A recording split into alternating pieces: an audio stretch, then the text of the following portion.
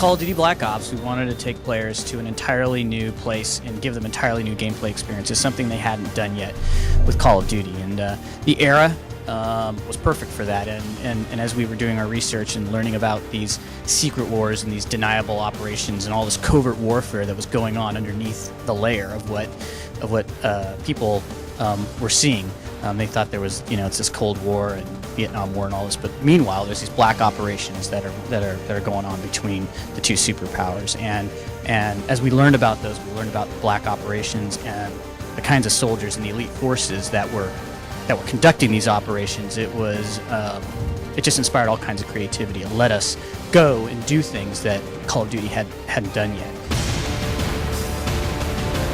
Our game is not a game about the Vietnam War. It takes place during an era that also includes the Vietnam War. And of course, there were black operations that occurred, operations that people didn't know about during that era. And we'll be tackling that part of it, and it isn't the war itself.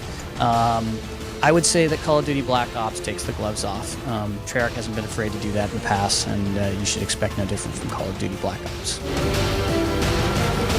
We wanted to actually work with some people who conducted these black operations. So we worked with Major John Plaster, who is one of the most published authors. But he himself was SOG, was a Studies and Observations Group. That's what they were called, kind of an innocuous title for this group, and had extensive experiences in Southeast Asia during the Vietnam War.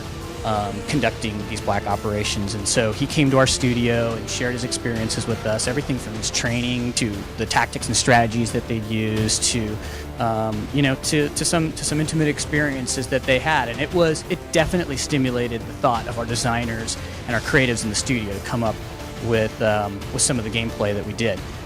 We also talked to the other side. We talked to Russian Soviet Spetsnaz. During that era, and this is not the Russia of today. It is the Soviet Union, the formidable power that it was. So, and he was a inspiring individual, to say the least, as he talked about his training and what they would do. One of the things, as I mentioned, with Call of Duty Black Ops that we wanted to do was come up with all kinds of new, fresh gameplay. The idea to use alternative forms of ammo actually came from talking with some of these veterans, and they actually talked about packing their own ammo for the purposes that they wanted or that they needed.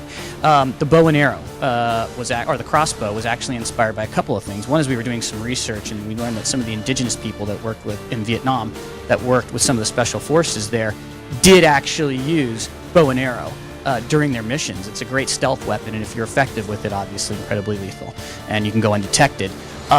So we learned about that, and then we also heard from Major John Plaster that there was a member of SOG who would always choose a bow and arrow as he was going out on his missions. Now, in the mission that we have it actually featured in, you're behind enemy lines inside the Soviet Union, and it just seemed like the perfect device to be able, as it was, comes up during a stealth sequence. And we don't want the player to get detected, and it seemed like the perfect way that you might want to modify your weaponry to place a really explosive incendiary device at range without being detected.